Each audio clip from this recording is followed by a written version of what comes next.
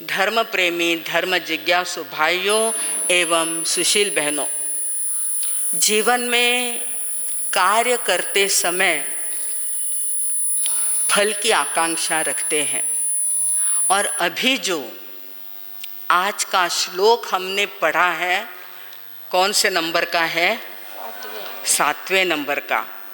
बड़े भाव के साथ और चाव से, उत्साह से सुनते हैं लोग, इसलिए कहने का मन होता है, उमंग आ जाती है कि आज के 7वें श्लोक के अंदर उन्होंने कार्य जो अपन कर रहे हैं उसको सफल बनाने के लिए जो प्रयत्न करते हैं ना, उसके बारे में कहा है। आज के श्लोक में थोड़ा मैं विश्लेषण करके कहने वाली हूँ, आप डरे नहीं, मैं बता रही हूँ आपको आज की गाथा में फल क्या मिलने वाला है। काम तो कर रहे हैं हम, परीक्षा तो दे रही है। परीक्षा देते समय इंतज़ार किस बात का रहता है? रिजल्ट का। क्या रिजल्ट आया? नौकरी तो लग गई, जॉब तो लग गया है, परंतु सैलरी क्या है, कितनी है, फल क्या मिलता है? किसी भी कार्य के लिए रसोई अगर हमारी बहनों ने अच्छी बनाई है और बाहर में लोग भोजन के लिए बैठे हैं, तो बहन अंदर से क्या चाहती है कि सोयो, भाइयों कही, पूरियों कही, ये मन की भावना रहती है। हम भी व्याख्यान देंगे तो पूछेंगे कि सो ठीक हुई हो ना, चुक्यो तो नहीं ना, कठे गलत तो नहीं हुआ, पूछने की भावना हो जाती है। आज की गाथा में कहते हैं कि आप जो बार बार कहते हैं कि भावना से करो, भक्ति से करो, और भक्ति तो करेंगे, परंतु वो भक्ति कैसी हो उसका वर्णन भी इस गाथा में आएगा, और भक्ति का फल क्या होगा ये भी उसके अंदर आया है। भाई और बहनों, बड़ा महत्वपूर्ण, बड़ा ही सुंदर ये आज का श्लोक आपके सामने आया है, जिसको अगर देखें ना भाइयों, पहली ही लाइन में क्या आया, अभी आपने कितनी बार पढ़ा है। वास्तविक ऐसा होना चाहिए कि पहले अर्थ हो जाए और फिर आप लोग उसको गाएं, परंतु ठीक है, अभी ऐसा चल रहा है समय के अनुसार कि पहले गा लिया जाता है, बोल लिया जाता है, और फिर अपन क्या करते हैं, उसका भावार्थ और अर्थ करते हैं। तो पहली लाइन में क्या आया था? त्वत्संस्तवेन भव संतति सन्निबद्धम पापम क्षणात् क्षयमुपैति। प्रभु, मैं आपकी भक्ति करूँगा ना तो क्या फल मिलेगा? प्रभु कहते हैं, आचार्य कहते हैं कि तुमने जो जानते अजानते पाप कर्म कमाए हैं, कमाए कि नहीं कमाए हैं, जानते अजानते कितने पाप, 18 पाप तो गिनती के हैं, वो तो खाली नामोल्लेख है, परंतु अनेकों पाप हो जाते हैं। उन पापों का नाश करने की भावना होती है, किसी भी तरह से मेरे सारे पाप क्या हो जाए, नष्ट हो जाए, ये जो भावना रहती है ना भाई और बहनों, वो भावना हमारी भक्तामर स्तोत्र का मन, वचन और काया से भक्ति करने से वो पाप नष्ट हो जाते हैं। इतना बड़ा फल इस भक्तामर स्तुति का बताया है। तो कहते हैं कि जन्मों जन्मों के पाप नष्ट हो जाते हैं, इस जन्म के नहीं, पहले जन्म में। जैसे अपन ने आलोचना करी संवत्सरी के समय, पक्षी के समय प्रतिक्रमण करके आलोचना करेंगे, प्रायश्चित लेंगे, तो जैसे अनेकों जन्मों के पाप नष्ट हो जाते हैं, वैसे प्रभु की भक्ति करने से हमारे अनेक भवों के पाप कर्म नष्ट हो जाते हैं। जिस प्रकार उदाहरण में देंगे आगे चल करके कि कैसे नष्ट हो जाएंगे पाप कर्म। तो कब से कमाए हमने, जन्मों जन्म से, और इस जन्म में कितनी उम्र हो गई अपनी, 40, 50, 60, इतने तो हो गए। उसमें भी कितने बचपन में तो पागलपन में गया, पता नहीं क्या किया और क्या नहीं, अज्ञान में गया। और अज्ञान को भी प्रभु ने मिथ्यात्व बताया है। 25 मिथ्यात्व के अंदर अज्ञान को भी क्या बताया?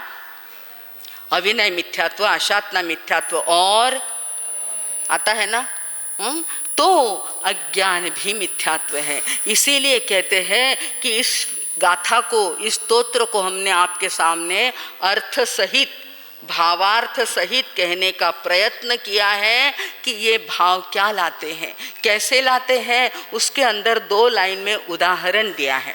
प्रत्येक 2 लाइन में क्या करते हैं प्रभु, उदाहरण देते हैं। क्या कहा, आक्रांत लोक मलिनी लमशेष माशु सूर्यांशु भिन्न मिवशार्वर मंधकार। बहुत अर्थ की बात है, बड़े काम की बात है। क्या कहा, जैसे पूरे जगत के ऊपर रात्रि को अंधकार छाता है और उसके अंदर अगर अमावस्या की रात्रि हो ना, फिर तो अंधेरे का क्या पूछना।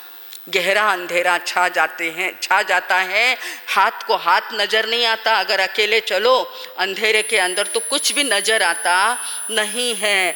ऐसा जो अंधेरा है, घना अंधेरा छाया है, अमावस्या की काली रात्रि है, उसको सवेरे सूर्योदय के समय में नष्ट होने में कितनी देर लगती है आप बताएं? 2 घंटे, 4 घंटे, 8 घंटे? नहीं महाराज साहब, अरे सूर्य की किरण इधर पूर्व में उदित हुई नहीं हुई कि इधर अंधेरा क्या हो जाता है, भाग जाता। धीरे धीरे नहीं जाता, भाग जाता है वो। कितना, एक किरण, क्या शब्द आया, सूर्यांशु। अंशु यानी किरण, किसकी किरण, सूर्य की किरण अगर आ जाती है तो छिन्नम्यव, भिन्न कर देती है। अंधेरे को क्या कर देती है, छिन्न भिन्न कर देती। कौन से अंधकार को, शार्वर, शार्वरी यानी रात्रि। शर्वरी क्या कहते हैं, रात्रि को शार्वरम अंधकारम। उस अंधकार को, जो अंधकार कैसा था उसका भी बड़ा सुंदर वर्णन किया। अली नील, अली यानी भौरा, भौरा कैसा होता है, काला होता है। तो आक्रात लोकम अली नील, अली नील, ये संधि विच्छेद करने की बात आती है। इसके अंदर व्याकरण आ जाता है और ग्रामर के कारण ये बात समझ सकते हैं। तो उसके अंदर क्या कहा, आक्रांत, उस अंधेरे ने क्या कर दिया, पूरे लोक को आक्रांत कर दिया, छा गया है पूरे लोक में। और वो अंधेरा ऐसा है, नील, अली नील, भंवरे के रंग जैसा काला काला है। बड़ा सुंदर कहा। ऐसे अपने कर्मों को देखना है। हमारे भी कर्म कैसे सफ़ेद सफ़ेद नहीं हैं, कैसे है।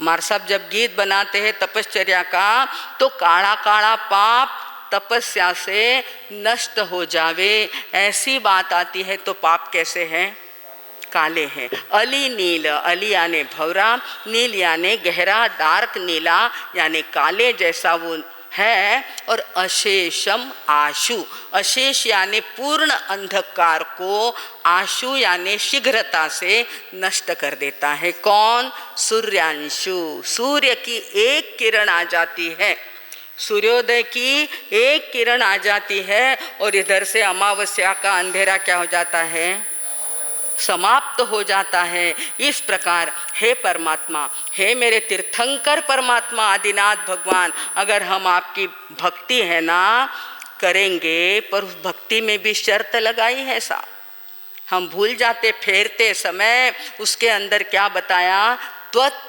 संस्तवेन, स्तवेन यानी स्तवन करना, स्तोत्र करना, भक्ति करना, गीत गाना, स्वाध्याय करना, स्तवन करना। पर कैसा, संस्तवेन, भैया क्या बताया, सम्यक स्तवन, संस्तवेन। कितनी तीसरी बार आ रहा है, सम्यक प्रणाम, सम्यक प्रणम्य, फिर सम्यक स्तुति, और अब आया है संस्तव, सम्यक स्तवन। हम सम्यक स्तवन करें यानी क्या, बार बार जो सम्यक शब्द, सम्यक दर्शन शब्द सिर्फ आपके यहाँ आया है। सम्यक दर्शन, सम्यक ज्ञान और सम्यक, ये आपके यहाँ आने वाले शब्द हैं। तो उन्होंने कहा कि प्रभु की भक्ति भी कैसी हो, सम्यक भक्ति यानी क्या, उसको अगर कहने जाएं तो ये जो पाप के आवरण आते हैं ना, क्योंकि कर्म हम पाप कर लेते हैं, किसी भी कारण से पाप कर लेते हैं, पाप कर लेते हैं तो कर्म आते हैं, और कर्म आते हैं तो दुख लाते हैं। लिंक कैसी, वो साखड़ी कशी आहे ती, पाप करते हैं कर्म आते हैं, कर्म आते हैं तो दुख लाते हैं। तो ऐसी जो लिंक लगी है ना, उसको नष्ट करने के लिए उन्होंने क्या कहा, संस्तवन। संस्तवन यानी क्या हो, कैसा हो स्तवन, हमारे आत्म प्रदेशों के ऊपर आवरण छाया हुआ है। अष्टकर्मों का क्या है, आवरण छाया। कहाँ छाया है, यहाँ पर छाया कि यहाँ पर कि कहाँ पर है, जरा बताना, इतना तो आप बहने बताएं। आवरण कठे कठे है करमरा, पूरी पूरी आत्मा के ऊपर कोई भी जगह बाकी आत्म प्रदेश होते हैं। उसका अभ्यास अगर आप चाहेंगे तो बाद में अवश्य कराएंगे आपसे। परंतु कहा क्या है कि वे जो आत्म प्रदेश खचा खच भरे अपनी इस शरीर की प्रकृति के अंदर, पूरे शरीर में आत्मा है, और जहाँ जहाँ आत्मा है वहाँ वहाँ कर्म है, कर्मावरण, आठों कर्मों के आवरण हर प्रदेश के ऊपर है।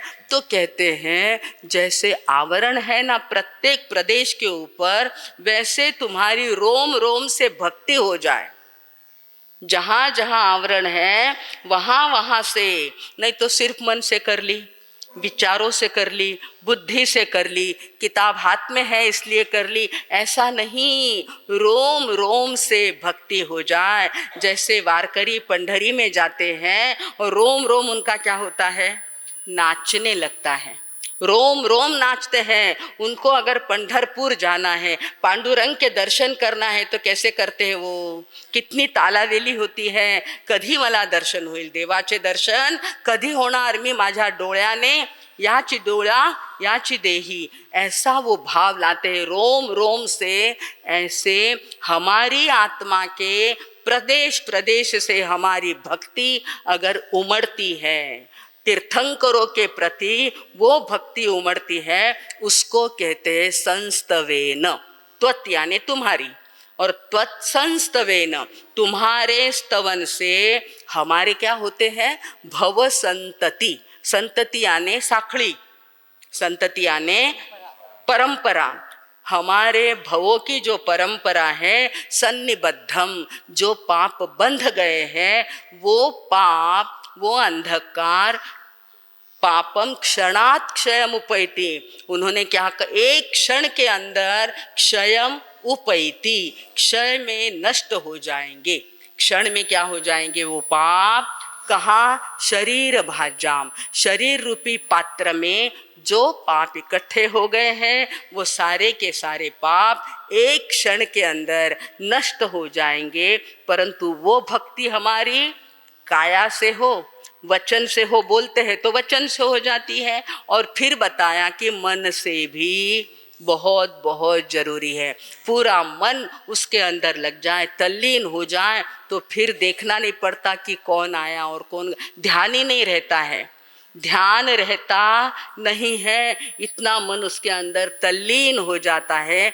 ऐसी तल्लीनता से अगर हम भगवान की भक्ति करेंगे ना भैया, तो निश्चित रूप से आज की गाथा को हम मराठी में देखने जा रहे हैं। तब तक आप किताबें, परंतु तब तक मैं आपको किताब दे रहे हैं, तब तक राजस्थानी भाषा के अंदर भी इसका अनुवाद, इस भक्तामर स्तोत्र का कई भाषाओं में हुआ है।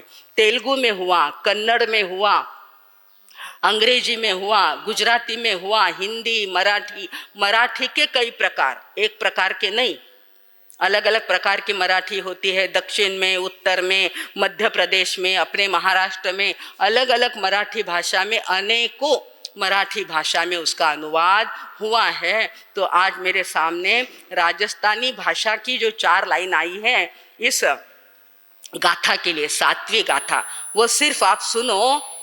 हाँ साहब, तपस्वी आ रहे हैं, आज हमारे 28 की पचकावनी है, 9 की पचकावनी, 9 की तपस्या और 15 की तपस्या।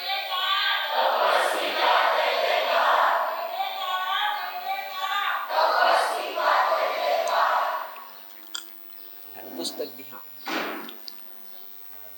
घोर रैण रा अंधियारा ने, सुनो साहब, आपरी भाषा में केवे है, कई केवे साहब, 2 मिनट थाम जा श्रीनिवास। घोर रैण रा अंधियारा ने, नको नको तू चुपचाप बस। घोर रैन रा अंधियारा ने जू मेटे किरणा सूरजरी।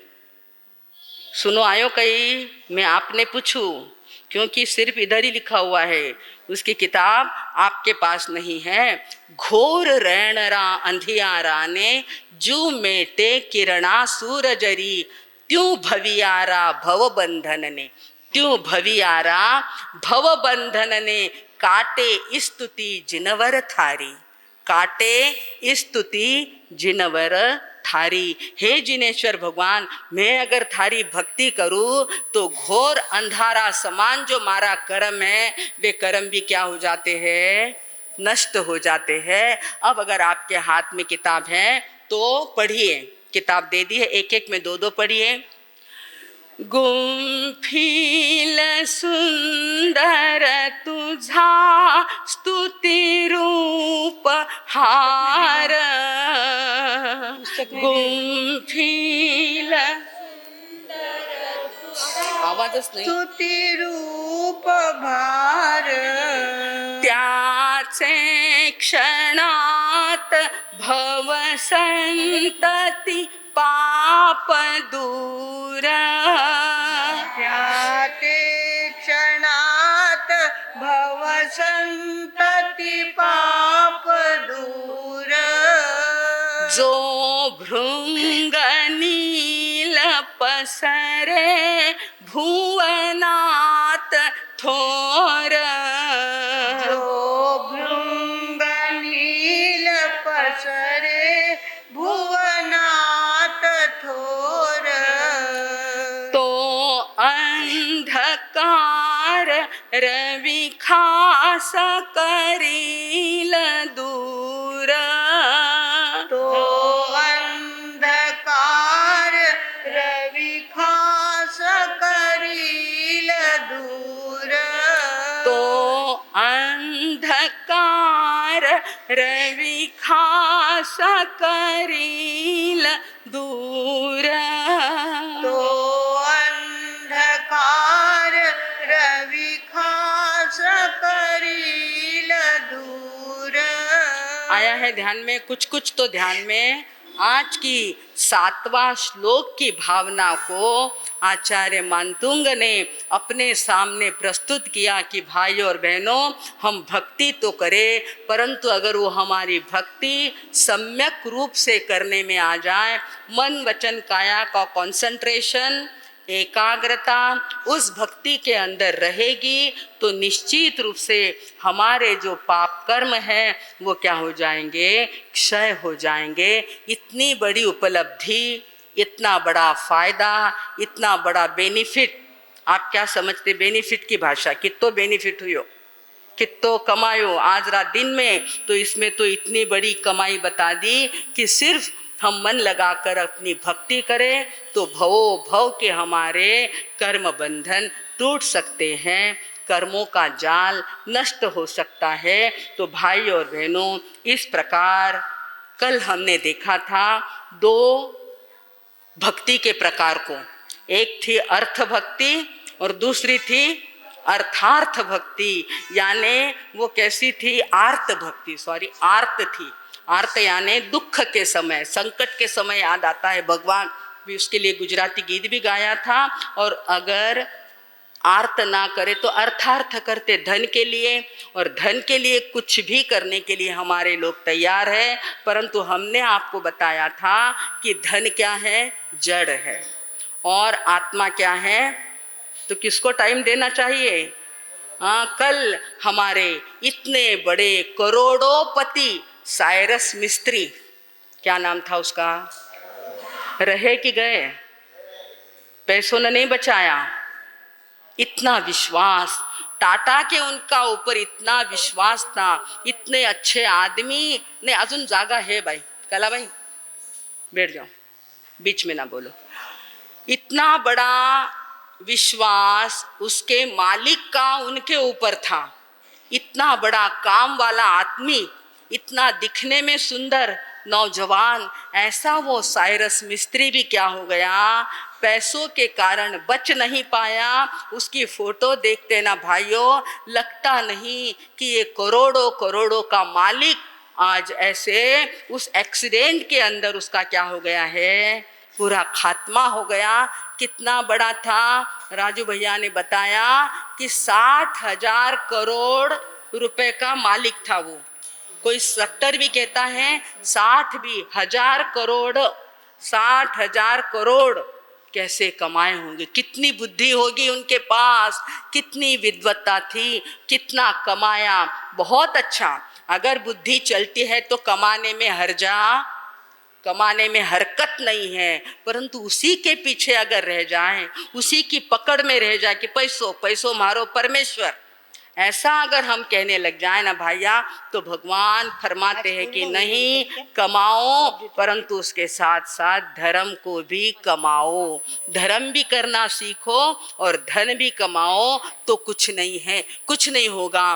परंतु आज वो पैसा रह गया एक जगह पर, और गाड़ी कितने की थी उनकी, 3 करोड़ की गाड़ी थी, 3 करोड़ की गाड़ी थी, बच नहीं पाए। अपने हिसाब से, कर्मों के हिसाब से उनका आयुष्य उतना ही होगा, ये निमित्त बन गया।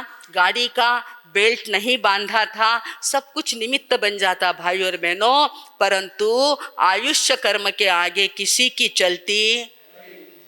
यही भगवान महावीर ने फरमाया।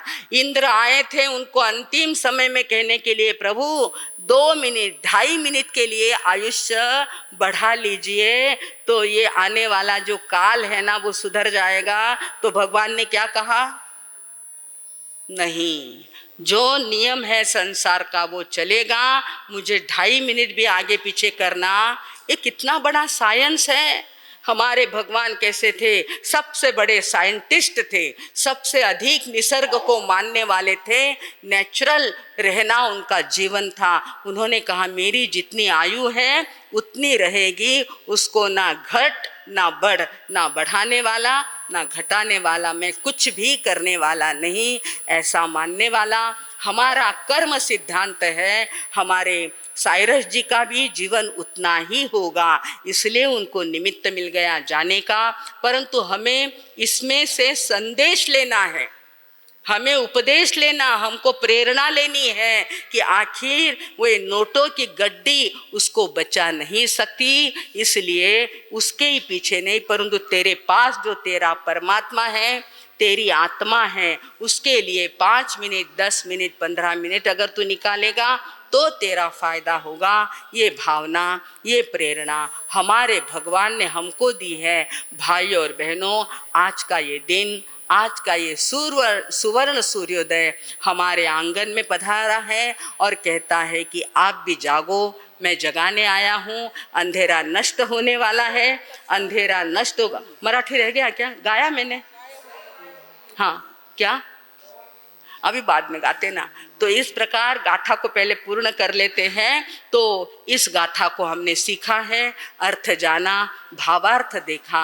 ऐसे इस भक्तामर की भक्ति को हम मन से करेंगे तो निश्चित रूप से इस जीवन में तो शांति मिलेगी, आने वाले जीवन में भी अनंत सुख और अनंत शांति मिले बिना नहीं रहेगी। इतना बोलकर अब मैं विराम लेती हूँ। ओम शांति।